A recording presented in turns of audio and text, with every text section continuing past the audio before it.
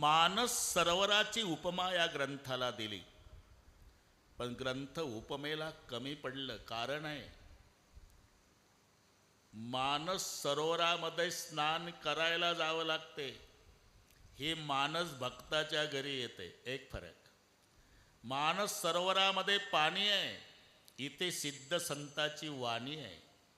मानस सरोवरामध्ये विहार करणारे राजहंस आहे, इथे आनंद उपभोगणारे परमहंस आहे. मानस सरोवरामध्ये स्नान करताना अनवधानाने पाय घसरला, बुडण्याची भीती आहे. इथे 7 दिवस जो बुडाला त्याचा बेडा पार आहे. यथार्थ नाव आहे रामचरित मानस.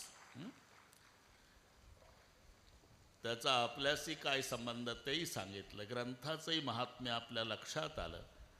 आपणाला आज शिव पार्वती विवाहापर्यंतची कथा पूर्ण करायची आहे. उद्या रामाचा जन्म आहे.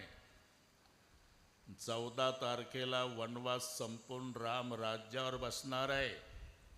मग 15 तारखेला आमच्या देशमुख बाबाचा गोपाल काला. आज प्रथम दिवस.